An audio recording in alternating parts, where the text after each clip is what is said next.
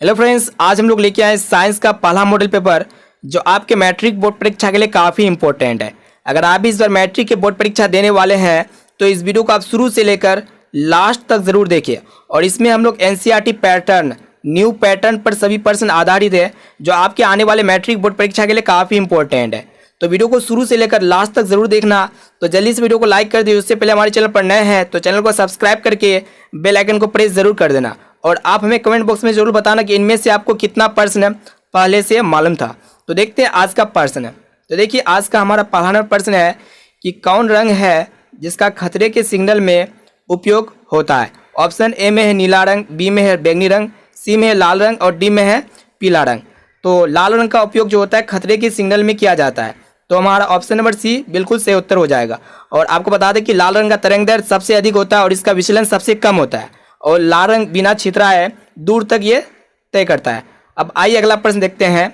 देखिए दूसरा प्रश्न बहुत इंपॉर्टेंट है। देखिए क्या कह रहा है कि प्रकाश के किस रंग के लिए तरंग दैर्ध्य अधिकतम होता है। तो देखिए ऑप्शन ए में आपका बैंगनी है, बी में हरा है, सी में लाल है और डी में पीला है। तो यहाँ पे अधिकतम बोला गया तरंग दैर्ध्य, तो लाल रंग का तरंग दैर्ध्य सबसे अधिक होता है और बैंगनी रंग का तरंग दैर्ध्य सबसे कम होता है। तो हमारा सही उत्तर हो जाएगा ऑप्शन नंबर सी, लाल। अब आइए अगला प्रश्न देखते हैं। देखिए तीसरा नंबर प्रश्न, ये भी मोस्ट इंपॉर्टेंट है। देखिए कि क्या कह रहा है कि निकट दृष्टि दोष दूर करने के लिए किस लेंस का व्यवहार होता है। यानी कि जिस व्यक्ति के आंख में निकट दृष्टि दोष से पीड़ित होता है तो उसे अवतल लेंस से बने चश्मे का उपयोग किया जाता है। यानी कि ऑप्शन नंबर बी हमारा बिल्कुल सही उत्तर हो जाएगा। अब आइए अगला प्रश्न देखते हैं। देखिए चौथा नंबर प्रश्न, यहाँ पे क्या कह रहा है कि किसी कुंडली का प्रतिरोध ज्ञात करने का सूत्र होता है। तो किसी भी कुंडली का प्रतिरोध ज्ञात करने का जो फॉर्मूला होता है वो आपका ऑप्शन ए में आर बराबर वी आई या फिर आर बराबर वी बटे आई और आर बराबर वी बटे आई यहाँ पे भी दिया हुआ और डी में दिया हुआ है आर बराबर वी माइनस आई। तो देखिए वी बराबर आपका फॉर्मूला होता है वी बराबर आई आर होता है। तो यहाँ पे आपको क्या पूछ रहा है कि आर बराबर जो फॉर्मूला हो जाएगा वी बटे आई हो जाएगा, जो कि ऑप्शन नंबर बी हमारा बिल्कुल सही उत्तर हो जाएगा। अब आइए अगला प्रश्न देखते हैं। देखिए 5 नंबर प्रश्न भी बहुत इंपॉर्टेंट है। क्या कह रहा है कि वास्तविक वस्तु का आभासी प्रतिबिंब बनता है। तो देखिए वास्तविक वस्तु का आभासी प्रतिबिंब कौन कौन सा दर्पण में बनता है। तो ऑप्शन ए में आपका दिया हुआ है समतल दर्पण में, बी में है उत्तल दर्पण में, सी में है अवतल दर्पण में और डी में इनमें से सभी। वास्तविक वस्तु का प्रतिबिंब समतल दर्पण में भी बनता है, उत्तल दर्पण में भी बनता है और अवतल दर्पण में भी बनता है। तो हमारा सही उत्तर हो जाएगा ऑप्शन नंबर डी, इनमें से सभी। अब आइए अगला प्रश्न देखते हैं। देखिए 6 नंबर प्रश्न है कि क्या करा है कि डायऑप्टर उस लेंस की क्षमता होती है जिसकी फोकस दूरी क्या होती है। तो डायऑप्टर उस लेंस की क्षमता होती है जिसकी फोकस दूरी 1 मीटर होती है। यानी कि ऑप्शन नंबर डी हमारा बिल्कुल सही उत्तर हो जाएगा 1 मीटर। अब आइए अगला प्रश्न देखते हैं। देखिए 7वां नंबर प्रश्न यहाँ पे क्या कह रहा है कि किसी लेंस के बाहर की ओर उभरे 2 गोलीय पृष्ठ हो तो इसे क्या कहते हैं। तो यहाँ पे किसी लेंस के बाहरी ओर 2 उभरे गोलीय पृष्ठ हो तो उसे हम लोग क्या कहते हैं, उत्तल लेंस कहते हैं। तो हमारा सही उत्तर हो जाएगा ऑप्शन नंबर सी, उत्तल लेंस। अब आइए अगला प्रश्न देखते हैं। देखिए 8 नंबर प्रश्न क्या क्या कह रहा है कि धातुओं में धारावाहक होते हैं।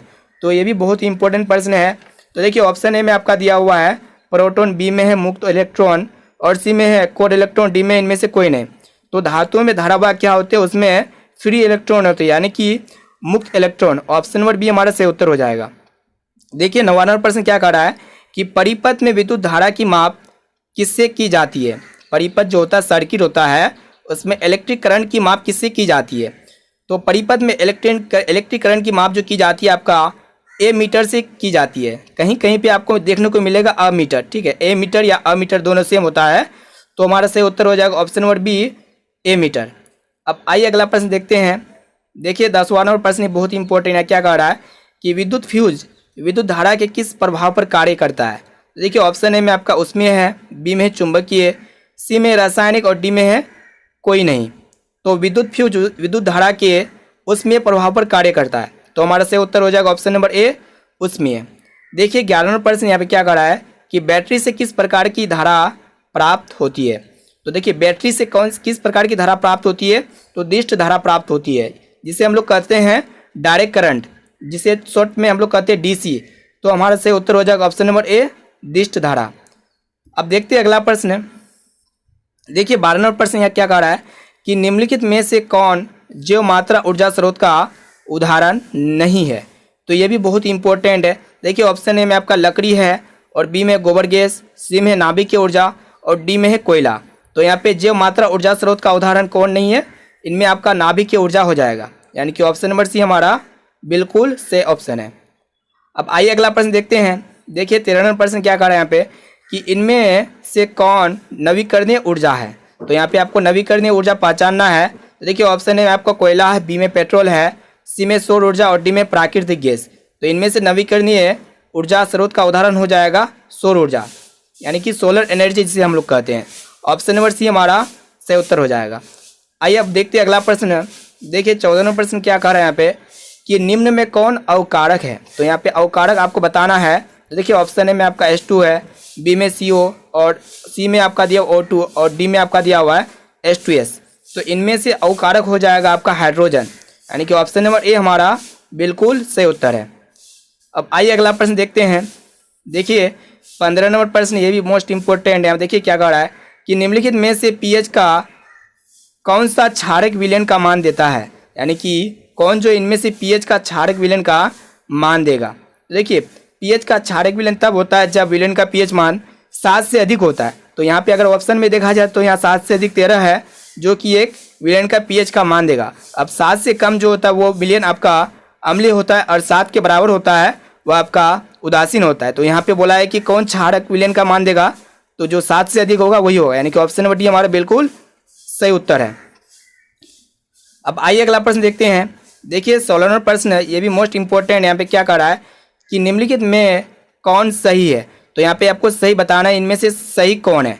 तो देखिए यहाँ पे ऑप्शन ए में आपका Na2CO3 5H2 है और यहाँ पे आपका दिया हुआ Na2CO3 10H2 और बी में Na2CO3 7H2 और डी में आपका दिया हुआ है Na2CO3 2H2।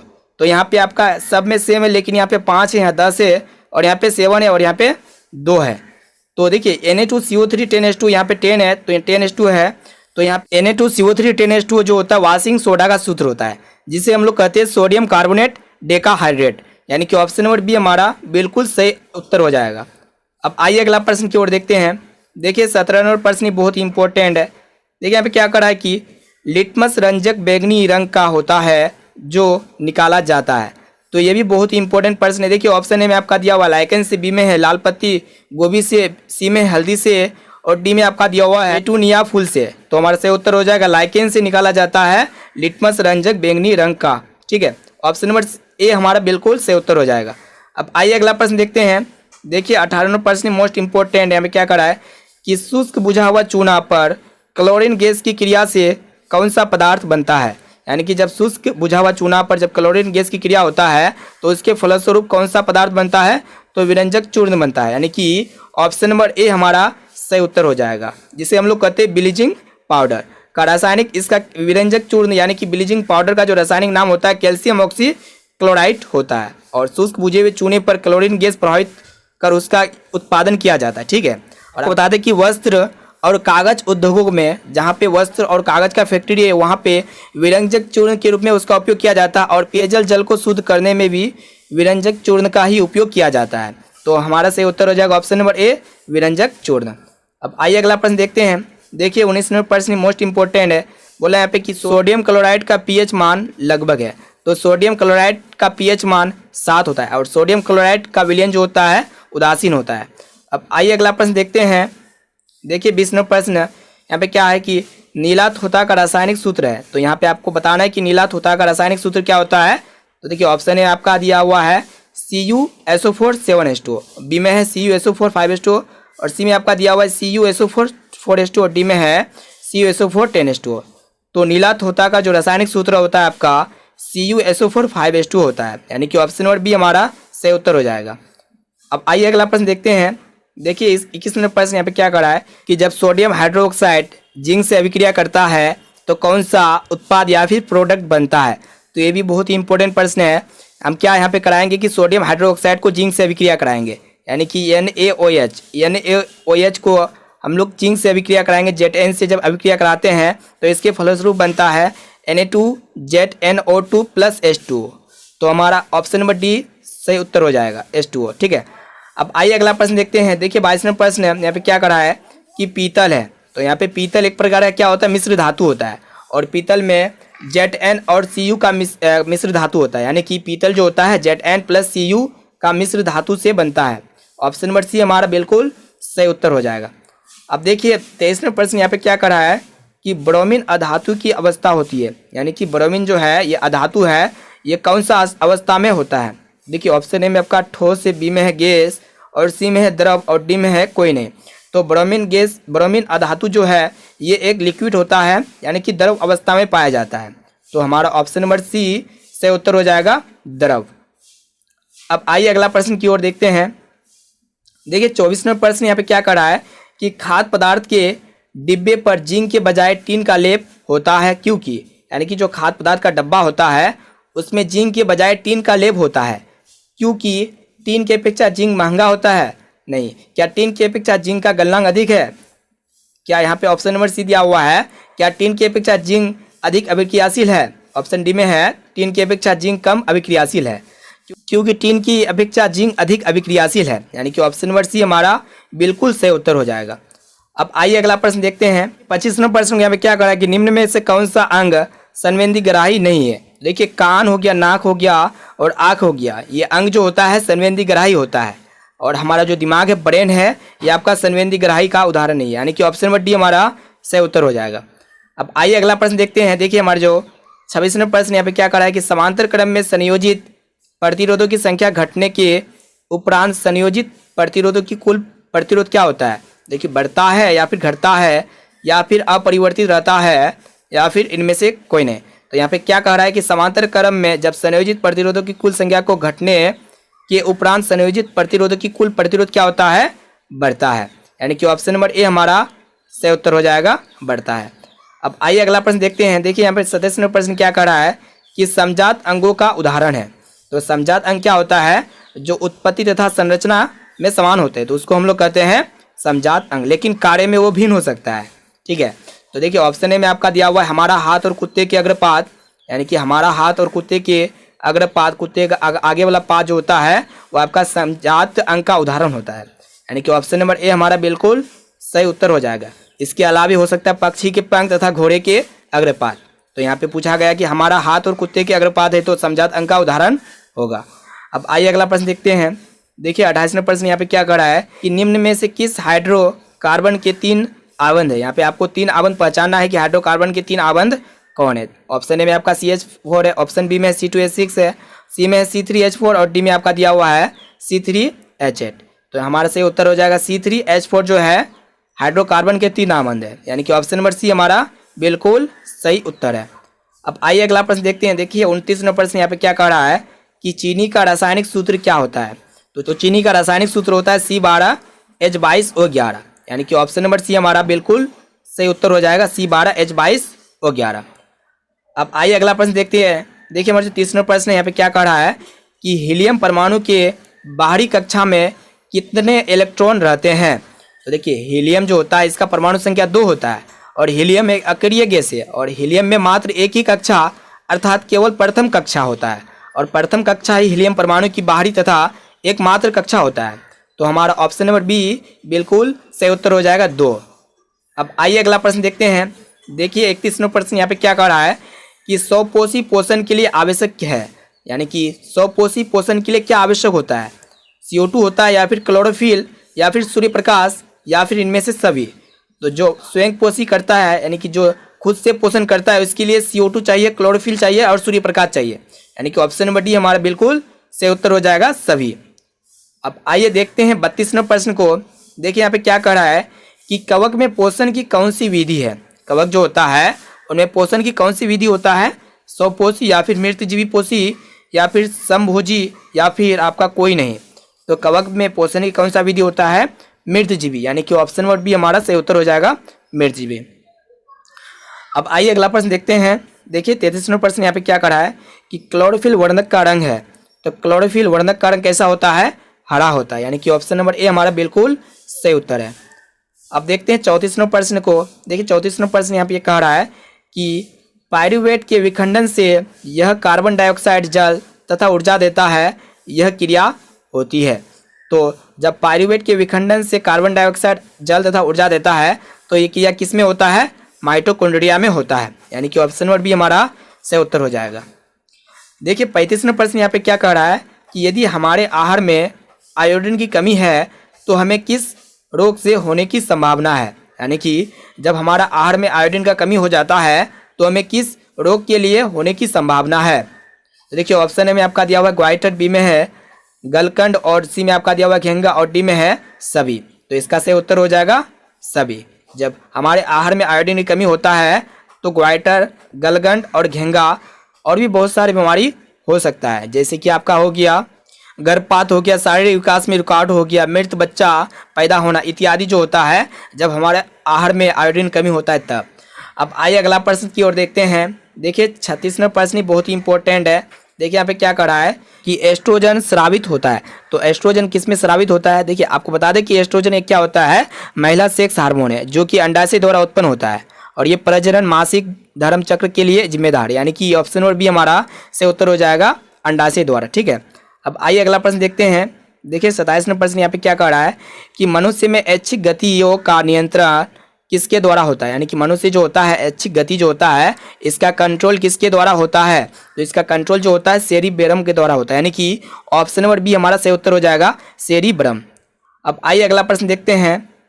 देखिए 38वां प्रश्न यहाँ पे क्या कह रहा है कि घोंघा जो है किस समुदाय का प्राणी है। तो घोंघा कौन सा समुदाय का प्राणी होता है, वो आपका मोलस्का समुदाय का प्राणी। यानी कि ऑप्शन नंबर ए हमारा बिल्कुल सही उत्तर है मोलस्का। अब आइए अगला प्रश्न देखते हैं। देखिए 29वां प्रश्न यहाँ पे क्या कर रहा है कि निम्नलिखित में से कौन सा जंतु उभयलिंगी जंतु है। तो देखिए ऑप्शन में आपका दिया हुआ मानव, बी में है कबूतर और सी में है मेढक और डी में है केचुआ। तो इनमें से आपको उभयलिंगी जंतु कौन है, उभयलिंगी जंतु यानी कि केचुआ। यानी कि ऑप्शन नंबर डी हमारा बिल्कुल सही उत्तर हो जाएगा। अब आइए अगला प्रश्न देखते हैं। देखिए हमारे जो 40वां प्रश्न यहाँ पे क्या कर रहा है कि परागकोश होते हैं। तो परागकोश किस में होते हैं।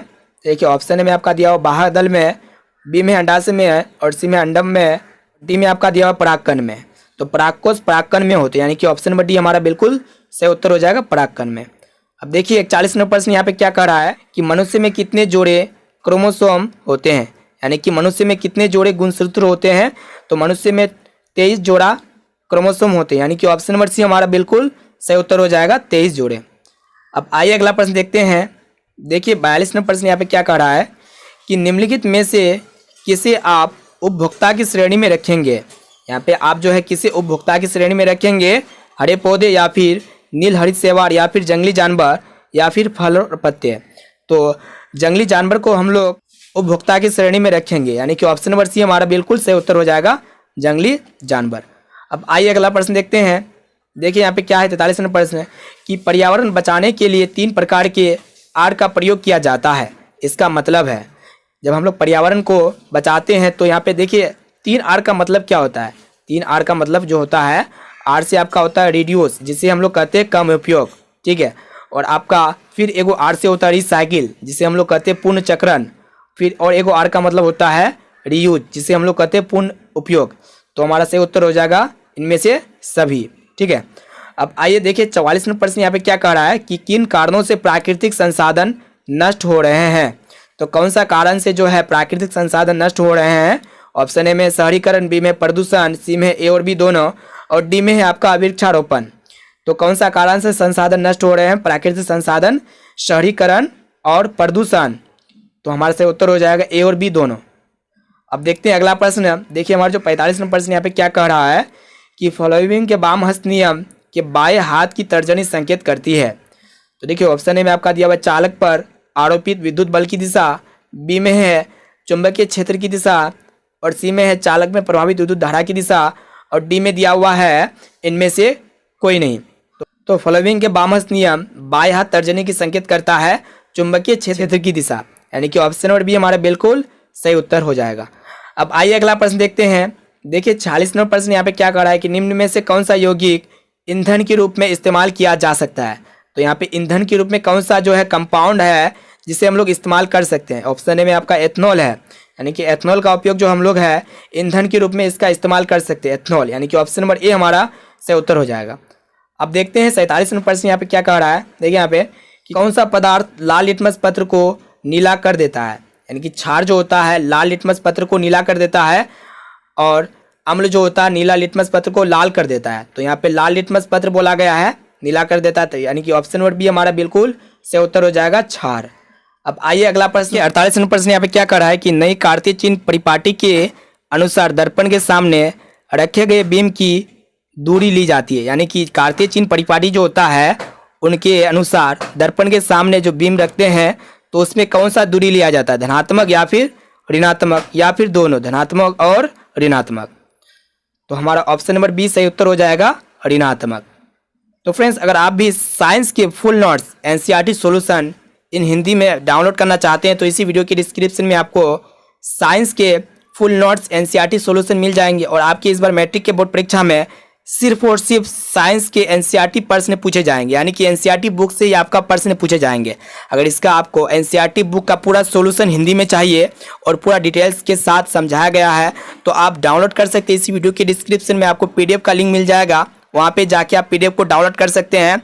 फुल साइंस का कोर्स वहाँ पे बताए गए हैं। तो दोस्तों आज के लिए इतना है, फिर से मिलते हैं अगले वीडियो पे। तो वीडियो आपको कैसा लगा आप हमें कमेंट बॉक्स में जरूर बताना।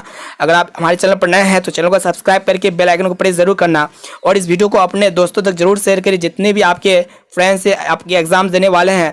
तो दोस्तों आज के लिए इतना है, फिर से मिलते हैं अगले वीडियो पे जल्दी।